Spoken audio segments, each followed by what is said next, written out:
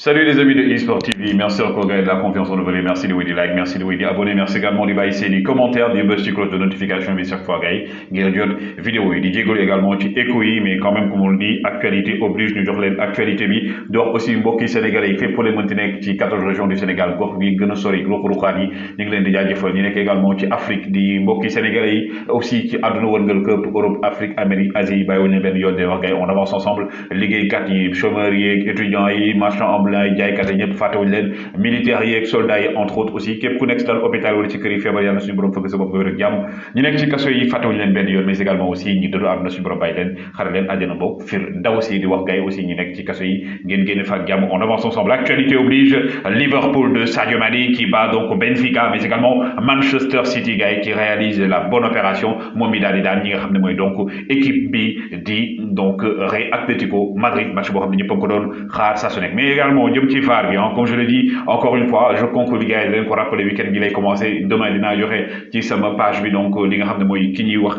waxtaanee par rapport li nga xam ne mooy donc jeu concours bi di wax aussi critères yi c'est ça il faut que nga abonné chaque fois aussi ngay participer ci jeu concours bi dañuy tàmbali également ak programme Ligue 1 sénégalaise 17e journée Jambar moo war a dajeeg Dakar Sacré-Cœur Casa Sport Génération Foot AS Douane Mbour Petite Côte AS Pikine Jaraaf US Gorée Guédiawaye FC CNEPS Linguère Ndiambour de Louga Teungueth FC loolu nag à partir de samedi lay doon 16h30 le match yi di commencé jëm ci dimanche bi Didi, Ligue 2 sénégalaise toujours. Diamono Fatick, USCT Port, Duc, Sonacos, TSFC, NGB, Walidane, Keur Madior, US Ouakam, Amitié FC, Stade de Mbour, Demba Diop, Renaissance, Oslo, ñoom it samedi lay commencé 16h30 jëm si nga xam ne mooy 17e journée championnat Ligue 1 sénégalaise ak Ligue 2 ñii di waa Russie nag gannaaw bi nga xam ne dañoo demoon ci TAS tribunal arbitral du sport pour li nga xam ne mooy ŋàññ daan bi leen daan par rapport ak suspension bi ñu defoon ñoom nag mujjee nañ dindi seen plainte boobu noonu tax na ñoom daal officiellement du ñu bokk ci coupe du monde bi amee ca Qatar. Angleterre également ak Royaume-Uni ñoom la ñu décidé mooy que ne à partir de saison bii di ñëw gars yi amul benn jour boo xam ne am nga droit def publicité boo xam ne day wax lépp loo xam ne day jëm ci jeu carte ci également ay paris sportifs et tout loolu daal dogal la boo xam ne dañ ko jël foofu noonu ci Royaume-Uni plutôt jëm ci li nga xam ne mooy donc wàllum publicité yi ki nga xam ne mooy Corentin Tolisso gars yi depuis ba mu ñëwee nag fa nga xam ne mooy Bayern de Munich 15 fois de blessé 14 fois yi mu blessé gars yi gis ngeen ko moom 16 avril 2018 ba mu ñëwee léegi fa nga xam ne mooy donc ca Bayern de Munich ba léegi moom day enchaîner blessure yi moom mi nga xam ne dafa blessé waat gannaaw ba mu wéree dafa blessé waat Corentin Tolisso ki nga xam ne également mooy Paredes également moom booy matul saison jeex na ak Paris Saint-Germain ndax moom dafa am pubalgie donc moom ñi ngi naan boo matul ren de jouer waat coupe du monde nag lañuy xool ndax dina wér balaa boobu mais moom saison jeex na et on est sûr que certain que ne dina mën a jouer quand même coupe du monde bi Phil Foden moom mi nga xam ne gars yi nag waa Manchester City dañoo entamé woon prolongé contrat am yokk salaire am mais nag diggante bi ba ñuy wax waxu ki nga xam ne mooy donc Haaland moo taxoon ñu jël lépp teg ko ne dañuy xaar ba ci kanam mais finalement dañ koy relancer ndax match aussi bi mu def tey et du côté également du FC Barcelone gannaaw bi nga xam ne Araujo ne nañ day prolongé ki nga xam ne mooy Dembélé moom boobatul du prolongé kii nag di Lewandowski bëgg fa dem agent am nee na dañoo bëgg Barça ko signé contrat bi mais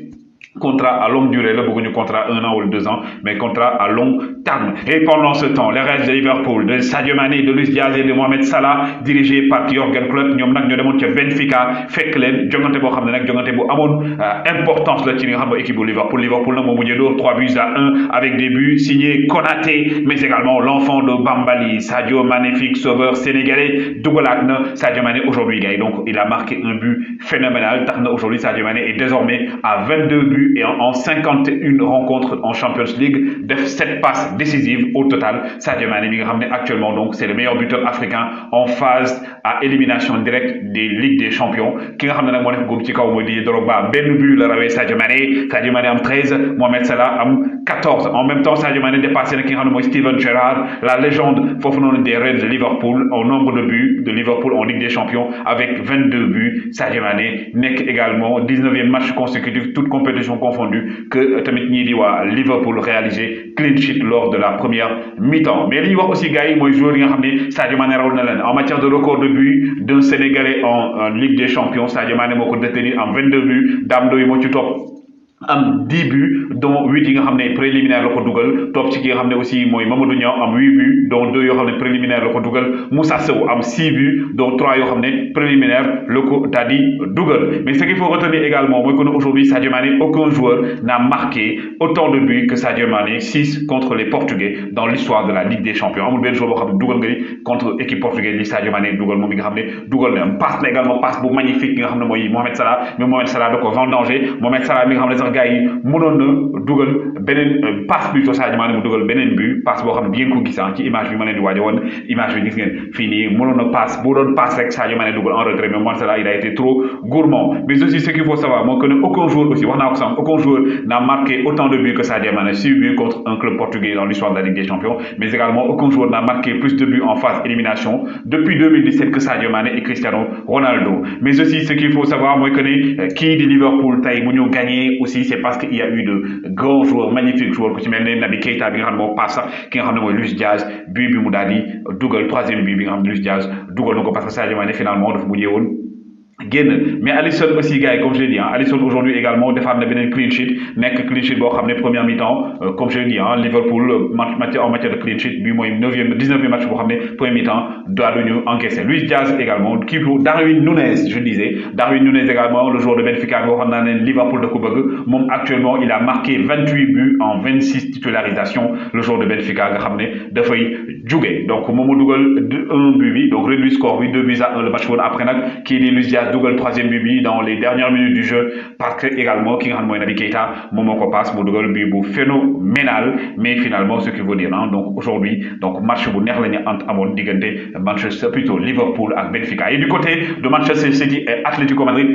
gars yi tey bus bi la ñu teg bus bi la waa Atlético Madrid teg ci match boo xam ne ça a été un match intense match bu neex la woon match bu metti la woon diggante ñaari équipe et il a fallu attendre donc le changement de ki nga xam ne mooy donc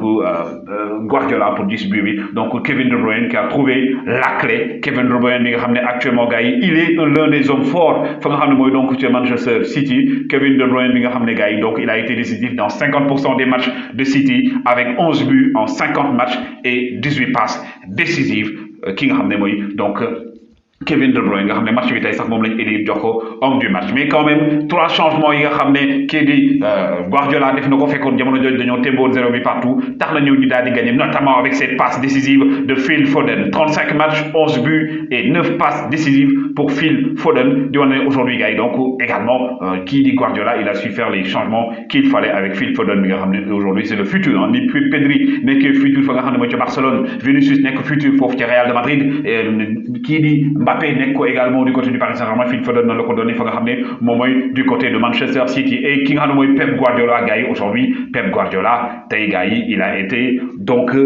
très content ci biir bi nga xam ne dugal nañ ko ndax bu dugal loolu du ñu gagné mais ce qu'il faut retenir aujourd'hui mooy que ne Simeone a demandé à Lodi booy seet ne tey Atlético Madrid match bu metti la ñu imposé ñi nga xam ne mooy Manchester City parce que Simeone comme je l'ai dit dafa laaj ki nga xam ne mooy Lodi mu génn comme ni mu ko defoon match contre Manchester United song Lindelof contre Manchester United loolu la waxoon bii pas dafa ni ko na rek pression bi ki nga xam ne mooy Cancelo loolu tax nag match bi compliqué si Cancelo ki nga xam ne mooy brésilien bi nga xam ne presque mënu woon génn pressé parce que quand même portugais bi Lodi brésilien bi dafa nekkoon ci Portugais bi plutôt Cancelo imposé ko rythme bu metti parce que City d'habitude day jouer haut comme ni mu ko defoon contre Manchester United Cancelo nag également mënoon a éliminer 2 joueurs Mahrez ñëwoon également jouer en profondeur mais gis ngeen tey man kii di Atlético Madrid dafa teg défense boo xam ne même attaquant yi dañu doon défendre benn équipe bi dafa jouer sans attaquant mais beneen équipe bi également dafa jouer aussi sans attaquant parce que même bu fekkee ne Atlético am nañ attaquant mais seen attaquant yi dañu doon défendre à 5 derrière donc loolu nekkoon match bu